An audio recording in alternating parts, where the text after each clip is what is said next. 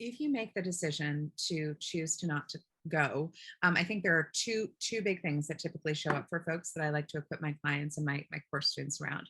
One is how to name that and assert that boundary with your family of origin in a way that's skillful, respectful, and also honors your reality despite what they may want.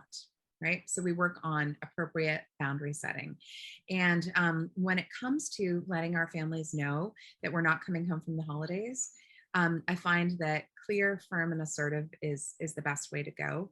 So we can imagine saying something like, mom, dad, sister, brother, I've been thinking about it. I know this is what we have typically done in years past.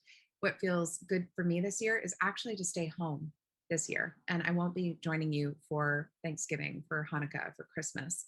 I'm going to be celebrating the holidays in my home this year. I understand this might be sad or disappointing for you.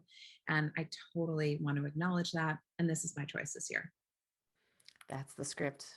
Okay. So for anyone listening, if that's what you need to say, you can pause, rewind, and that's the script.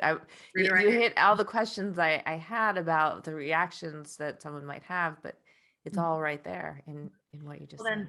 The twin piece of that is we can be clear, assertive, and firm in the boundary we set, and we cannot control the reaction they have, right? So you'll see that I snuck into there some empathy and understanding of the impact this may have on them. This may disappoint you. This may feel frustrating. This may feel sad. We're honoring their experience, right? And we're sort of naming that at the get-go. Now, how they choose to respond after you set the boundary, I mean, we don't know, right? In an ideal world, we'll have family that say, oh, I am disappointed, but I completely respect your choice. Maybe we could FaceTime on the day of, and that would feel good, right? Like that would be lovely.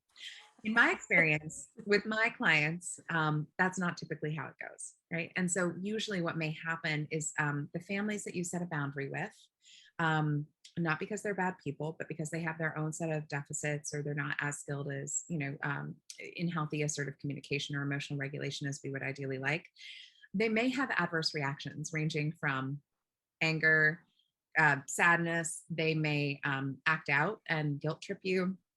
They may try and shame you for making your decision, right? And again, we don't know how they're going to respond.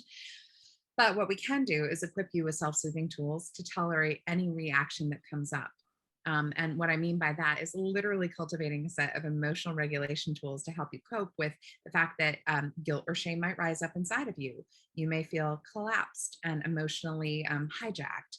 And so what we want to do is just help you stay clear and firm in your boundary, right? And keep kind of coming back to that assertive line, but also cope with those hard feelings that may come up based on their hard reactions.